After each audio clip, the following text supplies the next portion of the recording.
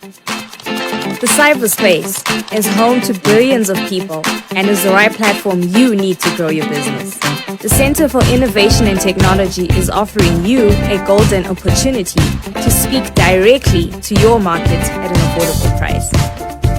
We also offer media training workshops, live streaming, documentary production, and events management. Get in touch with us today on the following numbers: +263 867 711 0290 or 0718 100 235. Don't forget to subscribe to our social media platforms. Like our Facebook page, Center for Innovation and Technology. Follow us on Twitter @SiteZW. And you can also check out our website www.site.org.zw. You can also visit our offices at 45 Moffat Avenue, Hillside, Malawi. Take advantage of this opportunity to expand your business.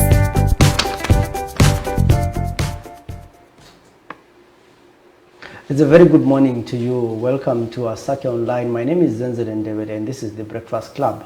I'm not sure whether it's really a good morning, but I know most of you are on holiday celebrating the Robert Mugabe National Youth Day. Many people have different views about this day, but anyway, we are celebrating the day, and most people are at home today. But also we are coming to you today after the announcement of the monetary policy by RBZ, which left many people surprised, the others confused, the others shocked. But I just realized that a number of business people were happy about the monetary statement that was announced yesterday. A number of them said they are now going to be able to get the foreign currency in the banks or formal sector without necessarily going to the black market. But what does the monetary policy mean to the ordinary person? Because clearly pensions are going to be eroded, salaries are going to be eroded, prices are going to go up, and the question is, in the next short term, 5 to 6 months, is the economy going to stabilize? But we are not economists, and in the next few days we'll be actually inviting different economists to try and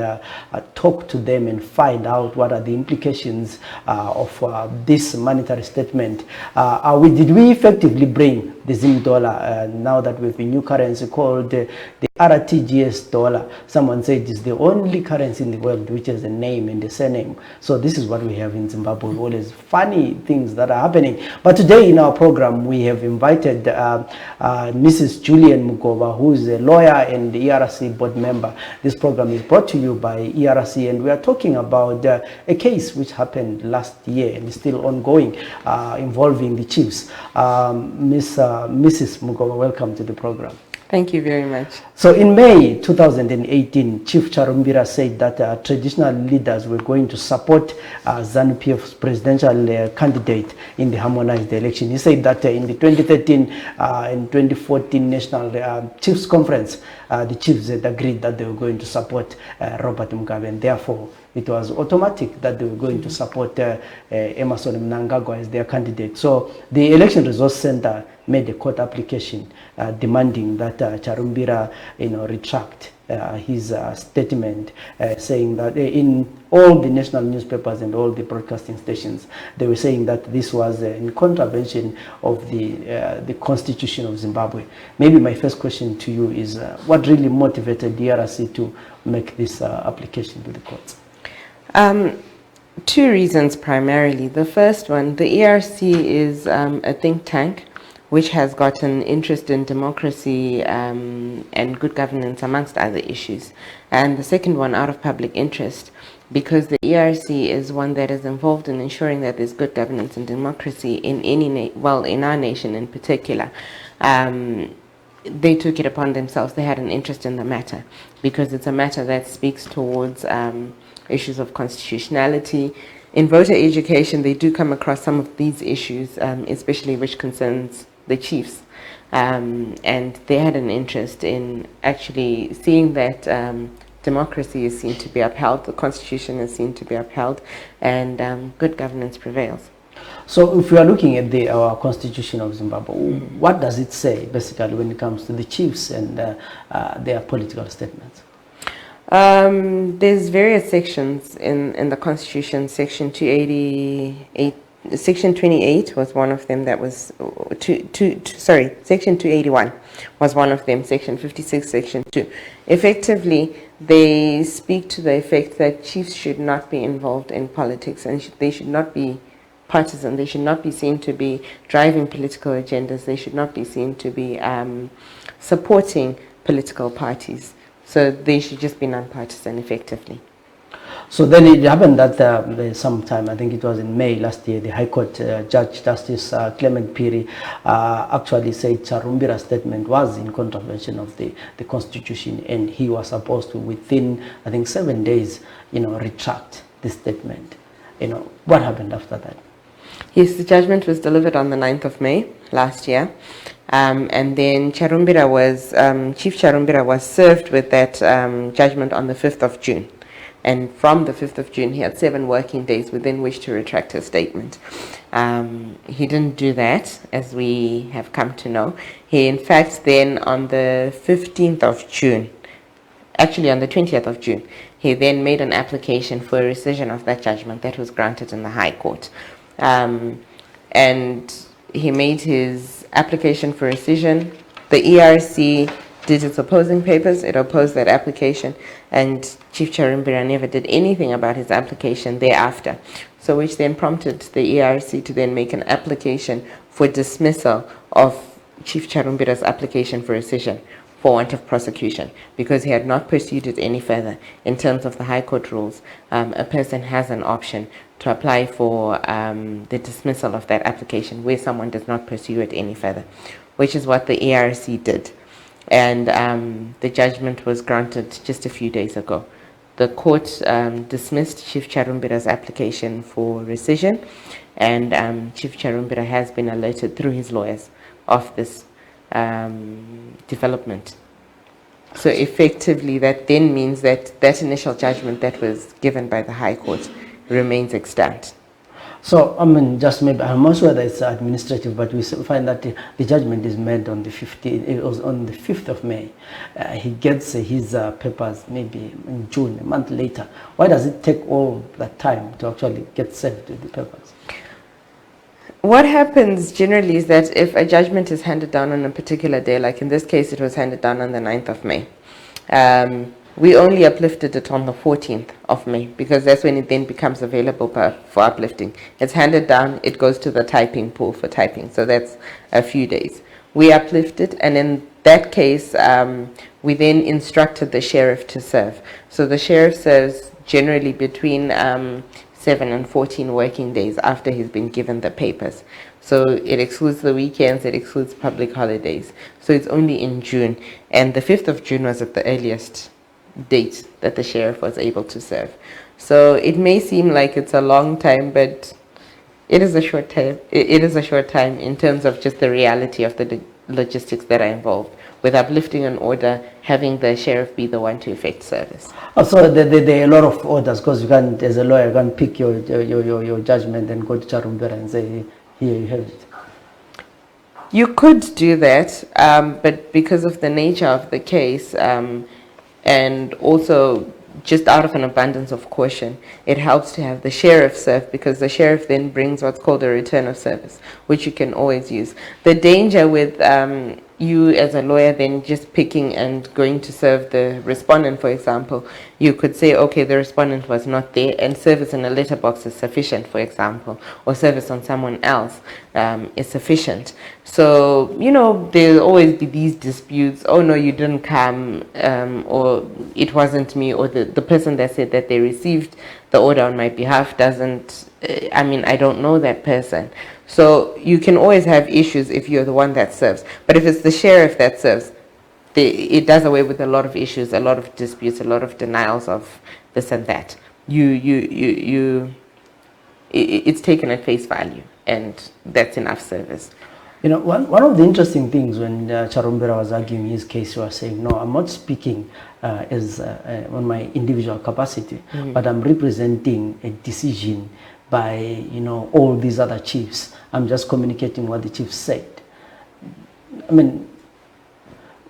why then do we then, as the ERC, go and take Charumbira to court as a person and not the whole Chiefs Council? Chief Charumbira spoke in his personal capacity as a chief, because he is a chief, and also as the president of the chiefs. So he wields a lot of power, and whether it's in his personal capacity or as a president he wields power on the rest of the chiefs. In his personal capacity, even as a chief, he wields a lot of power over the people that he is a chief over. So you'll find that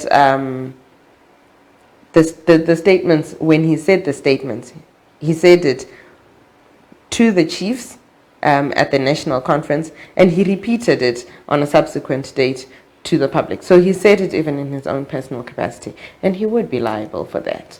I believe he would be liable in his personal capacity, and even by virtue of the fact that he is the president of the chiefs. You know, there's something that I think complicates our relationship with chiefs, basically. You have these chiefs that are supposed to be representing people and they're supposed to be apolitically, but they sit in a Senate, which is basically made up of political representatives. Yes. Is there no contradiction there? Sadly, there is, and I don't know how it can be remedied, but their conduct is governed by the Traditional Chiefs Act, and also part of it is also governed by the Constitution. And I'd like to believe internally they have their own documents which govern their conduct.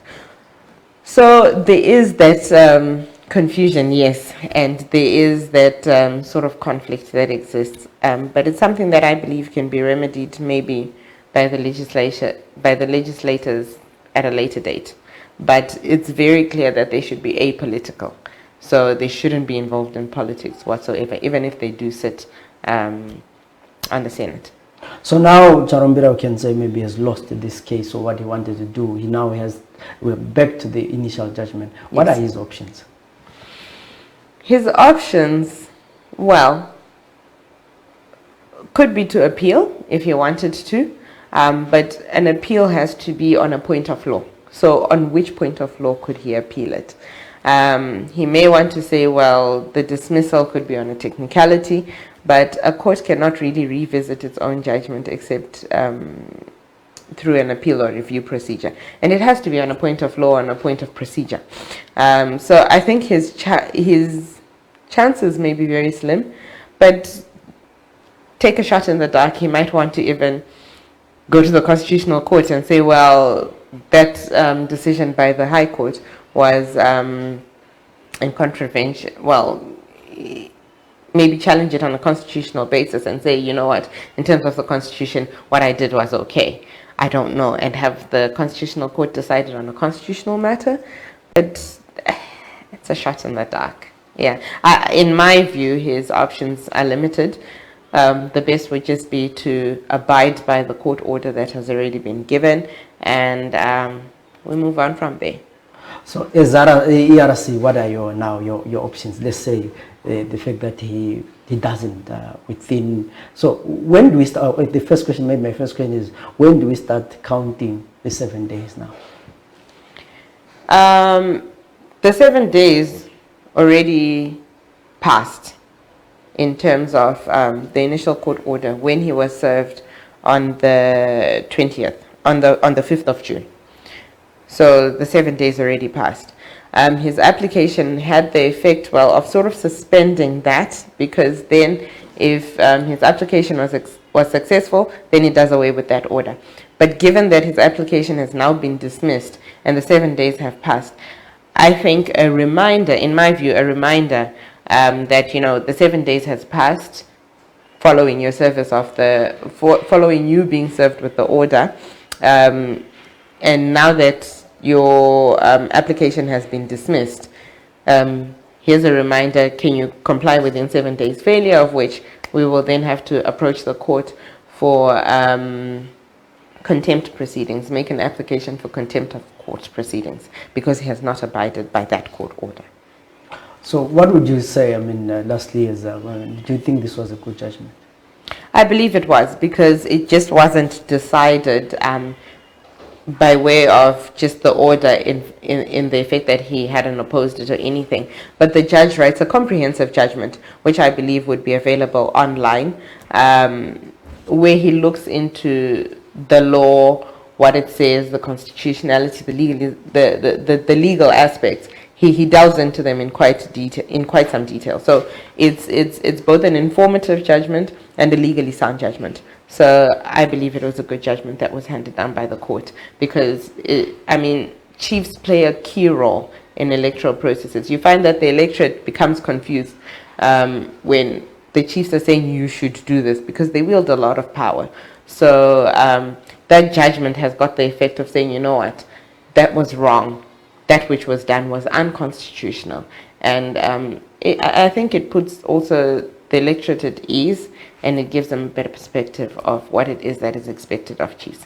So overall, I believe it was a sound judgment. It was a good judgment, and it's a landmark judgment for Zimbabwe, because there hasn't been a judgment like that before. Thank you very much. That was Mrs. Julian Mugova, the lawyer and an ERC board member, talking about the recent judgment where the High Court actually asked Chief Charumbira to retract his statements. And we know that our chiefs have always been accused of dabbling in politics and supporting ZANU-PF openly, yet the Constitution clearly says that they are supposed to be neutral and apolitical. So let's wait and see what will happen in this case, and we'll be following the case closely and see how it actually plays out. My name is Zenzele and Ndebele. Till we meet again tomorrow, have a good day. Thank you. The cyberspace is home to billions of people and is the right platform you need to grow your business. The Center for Innovation and Technology is offering you a golden opportunity to